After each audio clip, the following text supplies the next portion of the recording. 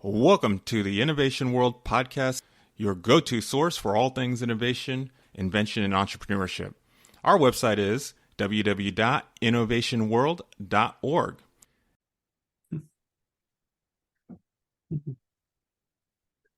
Welcome to the Young Innovators Podcast series from Innovation Worlds in the Young Collaborators Podcast series. I am Nirbhuy Arun and I am 8 years old. I am from Richland, Washington State in the United States of America. And our guest is from Rhode Island, near Brown University in the city of Providence. It is a northeastern state in the U.S. Please help me welcome John Steele. And additionally, our podcast theme is Rediscovering Babylonian Astronomy, the world's oldest science ever.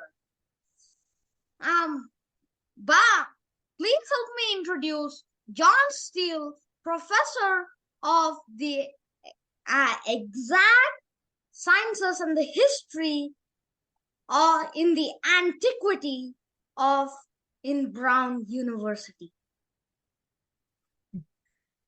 Hello. Welcome, John Steele, to the show. Hello, thank you for inviting me. It's a pleasure to be here. Yeah, me too. It has been a long time before we met again. Yes. So, it would be better, and could you please introduce yourself and tell how you got interested in running your research first of all? Could you please introduce yourself? So, hello, my name is John Steele. I grew up in England. I'm British.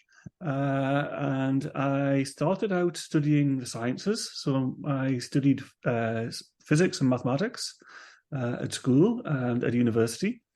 And during my time at university, I found I was falling out of love with physics, which is what I was studying.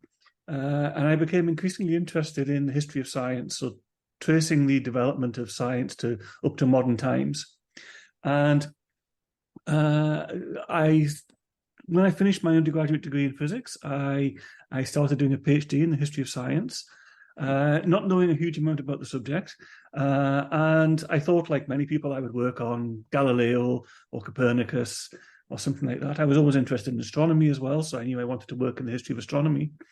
And my PhD supervisor, a man named Richard Stevenson, at Durham University in England, told me about Babylonian astronomy, which is something I knew nothing about, and told me about all these records that no one had ever looked at. I mean, people had worked on Babylonian astronomy a lot, but there was still a lot of material that no one had ever looked at. So that just sort of piqued my interest, and I started working on it. And basically, I've never left it.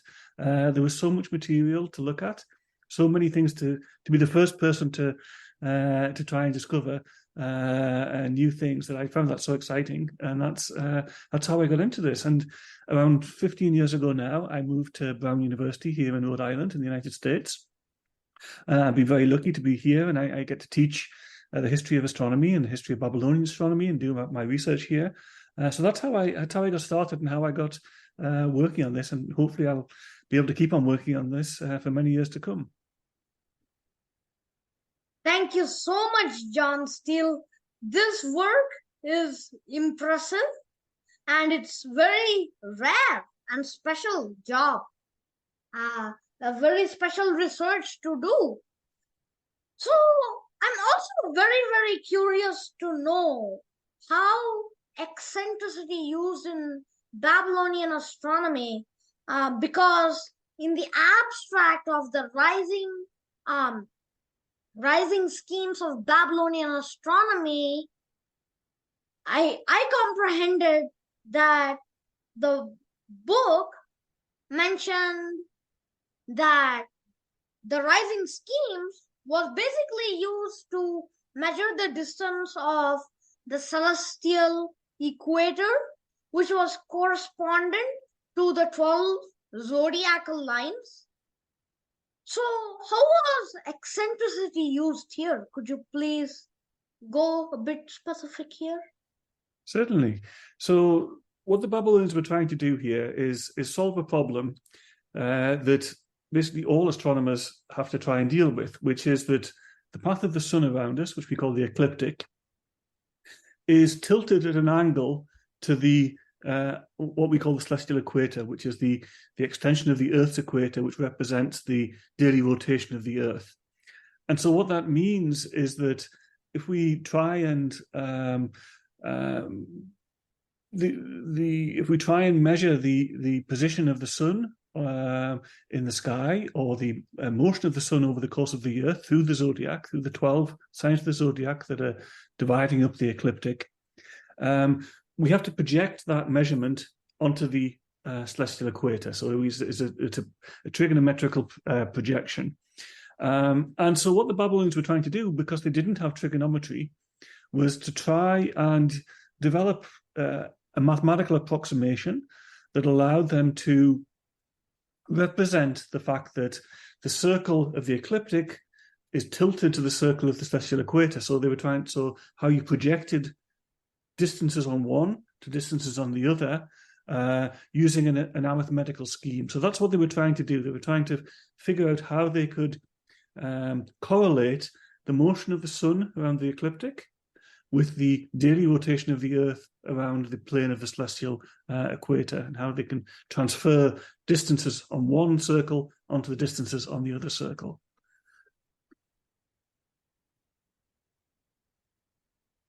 Thank you, John Steele. Adding up to the question you answered now, I'm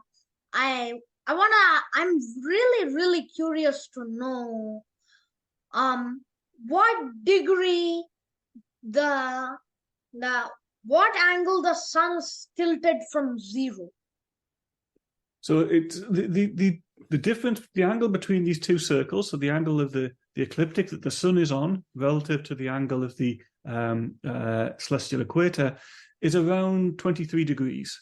So it's a significant angle. So that projection effect is quite big. If we thought of this in terms of, at its extremes, that means that the difference between distances on the celestial equator to the distances on the ecliptic is a factor of about 50% at its extreme level. At other times, it goes down to zero when the two circles intersect. So it's a big effect, and so it's all coming out of this 23-degree angle of intersection between the two circles. So is it like this? Exactly, yes. So they're crossing at the place that we call the position of the equinoxes. So the reason why we over the course of the year we have these dates where day and night are of the same length, and we call those the equinoxes. And the reason why day and night is the same length is because these two circles, the sun is at the intersection of these two circles. So it takes exactly 12 hours for the sun to rise and set because of these 2 points of intersection. And so sorry, I've forgotten the actual original question.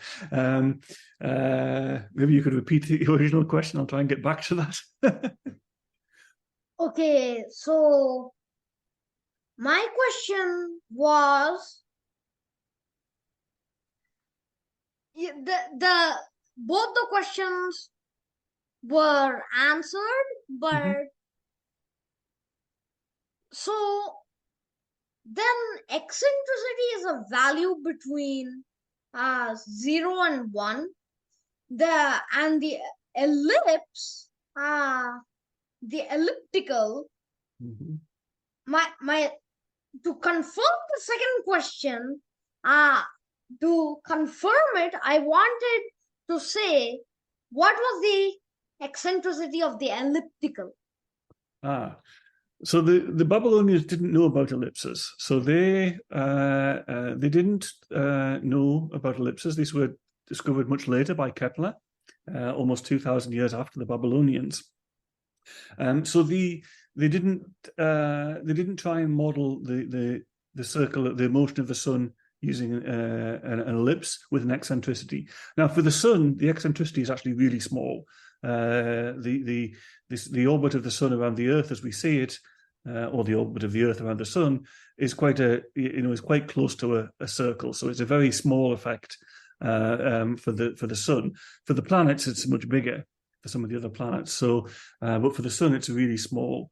But that is a kind of a separate question. So this intersection, this 23-degree angle between the ecliptic and the equator, is not to do with the eccentricity of the sun's orbit as we view it from the Earth, but rather with the fact that the Earth's plane of rotation, the Earth's axis of rotation, is tilted at an angle to the circle of the sun around us.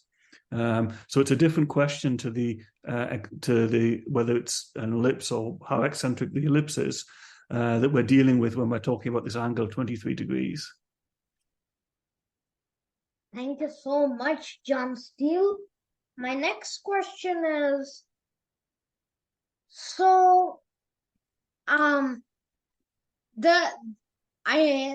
in your previous answers in one of my questions that you immediately told now, you said that there was no trigonometry in Babylonians' studies, and they didn't know what was even trigonometry there during that time, since it was the oldest type of science ever in the world.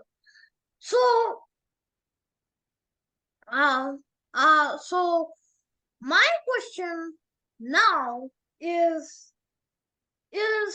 trigonometry and advanced geometry used in astronomy nowadays, and how is it used and applied in the modern days? Yes, so absolutely, trigonometry is fundamental to modern astronomy, and also to all the way back to the ancient Greeks. I mean, the ancient Greeks are solving these same problems using trigonometry. The same problems the Babylonians were trying to solve using arithmetical approximations, and now were solved by the Greeks using trigonometric geometry. So the way that we think about the celestial sphere, so when we're observing in astronomy and when we're trying to produce anything that's based upon observations, we are faced with the fact that what we see on Earth is a sphere around us. That's what we see, is what we observe, and the Earth itself is a sphere. And so from our observing position, everything in the heavens is moving on a daily basis that's circular. So all of our coordinate positions are on effectively the inside of a sphere. So when we measure the position of a star or of a planet, what we're measuring is a position on the inside of a sphere. So if we want to, for example, look at two different positions of two different stars, or to point a telescope at the position of one star, for example, that position is, as we look at it from Earth, is constantly changing because the sky is rotating around it, or because the Earth's rotating. And so in order to measure that position, we have to translate that coordinate on a sphere into a direction that we observe with, and that solving that problem is a problem of trigonometry. So the only way to solve that problem accurately is to do what we call spherical trigonometry. So it's a trigonometry of curved surfaces, which is a little bit weird because it means you have triangles where the sum of the angles adds up to more than 180 degrees because they're on a sphere, they're not flat. So it's a special form of trigonometry that is it's a very powerful tool, just like plain trigonometry. It's very complicated because it's dealing with a spherical surface, but it's fundamental to all modern astronomy. So whenever anybody is observing with a telescope, or whenever anybody is calculating the position of a planet or the moon or anything, whenever NASA is calculating the trajectory of a rocket or whatever to go to, for missions to Mars or to the moon's surface or anything like that, they're having to deal with this problem of spherical trigonometry. So it's a major part of modern astronomy. It's, for now, of course, for most people, it's all just done within the computer. It's not something they have to solve themselves. It's all solved with programs in the computer. But in principle, it could all be still solved by hand using spherical trigonometry. People used to learn this, 100 years ago, before computers. People had to do this by hand. So it was a very active field of mathematics, of using this spherical complicated trigonometry to solve problems in astronomy. And it's still, as I say, fundamental to everything we do in astronomy today. Thank you so much, John Steele. My next question is, if there were sequences instead of trigonometry during Babylonian astronomy, the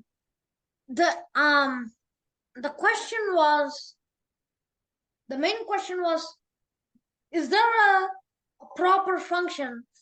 In the last time, when you give some presentations in the Young Scholar video presentations, virtual presentations, I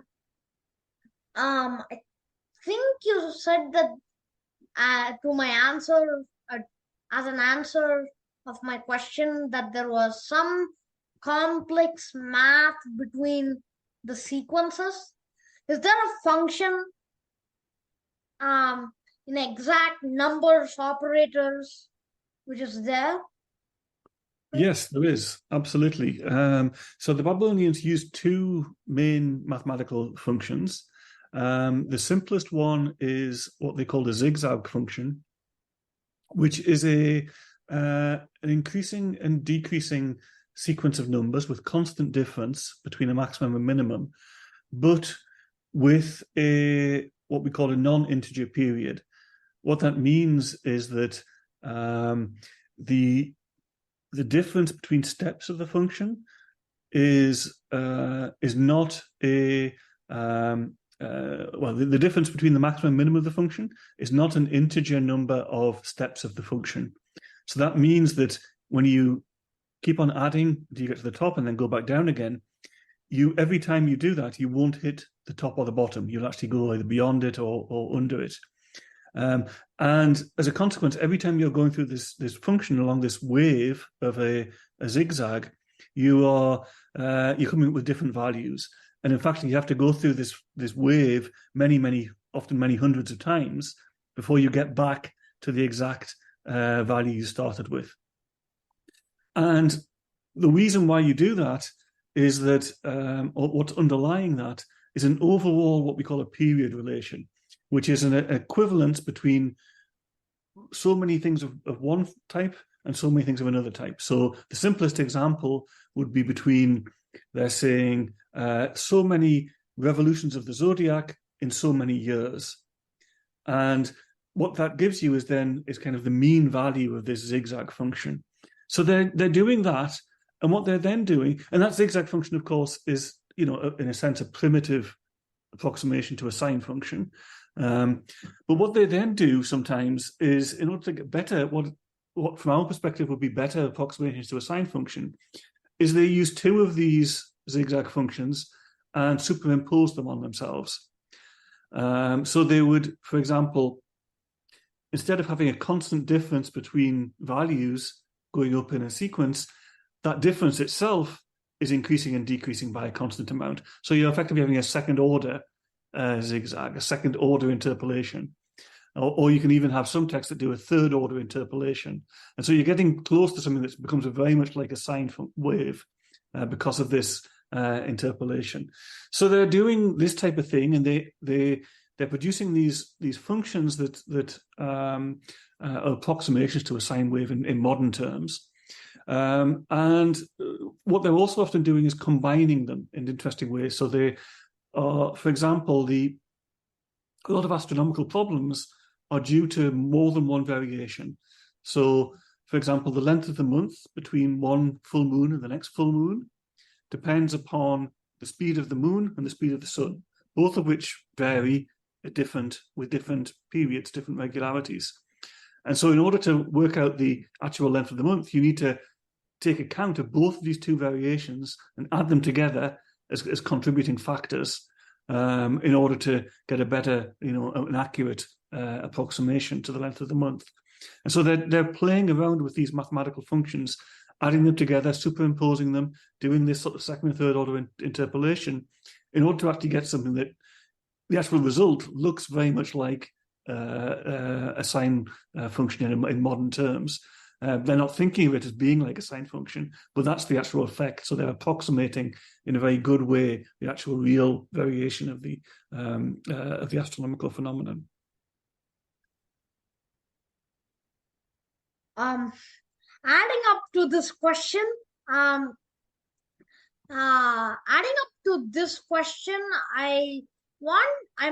wanted to ask, if not an integer, would the number be a floating point value? So yes. So the Babylonian number system works with a floating point number system. So they express numbers using a base 60 number system with a floating point. So there's no fixed magnitude of any number.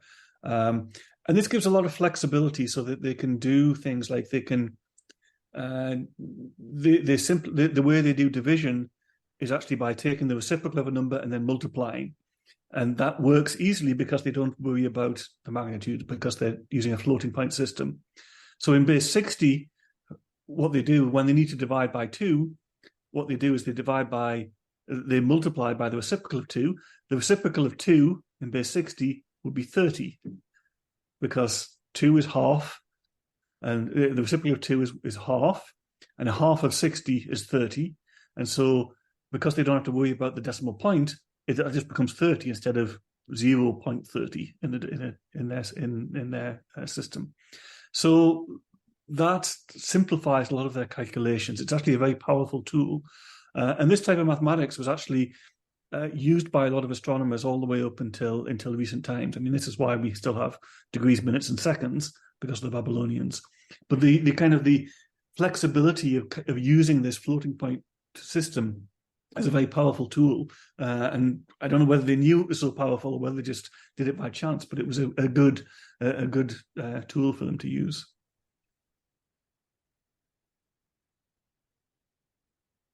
Thank you so much, John Steele. It's almost nearing our show, so I have some final questions. So,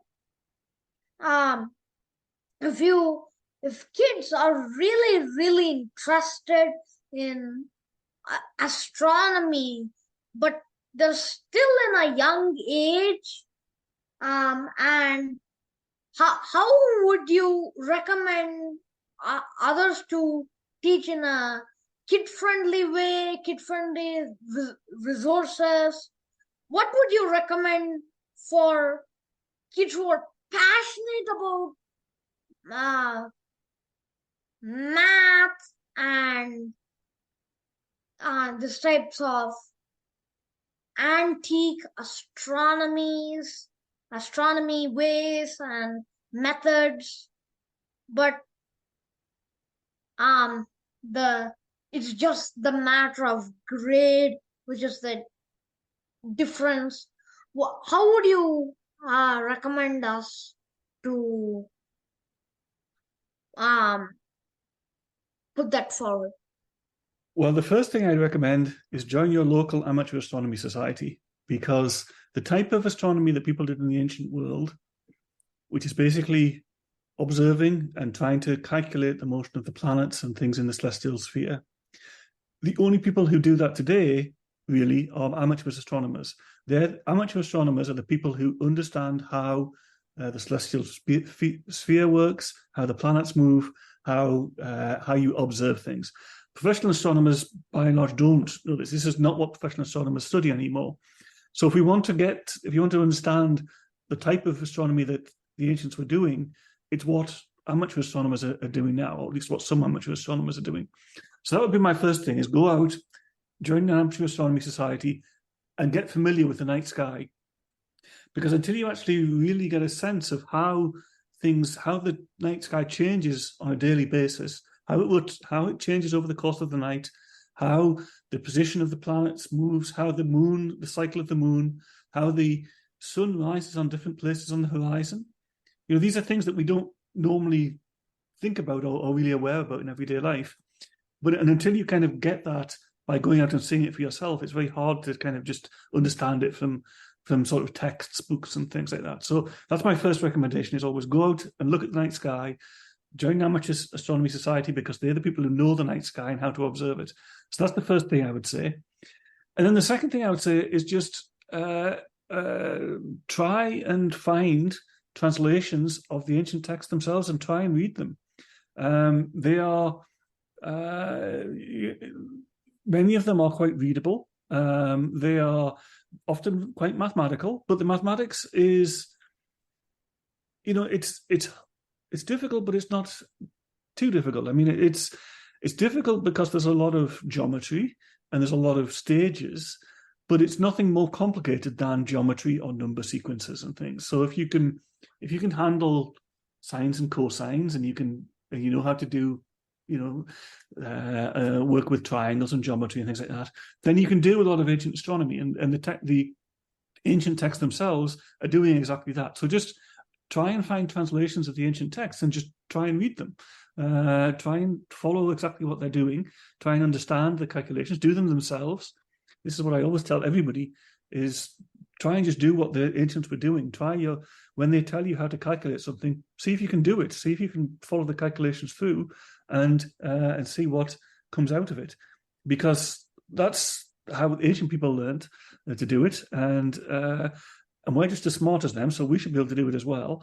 And that's the only way you can really understand it, is if you try and do it yourself, I think. So just dive in and try and do it, and don't be afraid to also to write to people like me and write to other people who work on this, because there are not many people who are interested in what people like me do. So I'm always delighted when anybody's interested in what I do, and and I think my colleagues who work on ancient astronomy are the same. So we're always happy to talk to people who actually are interested.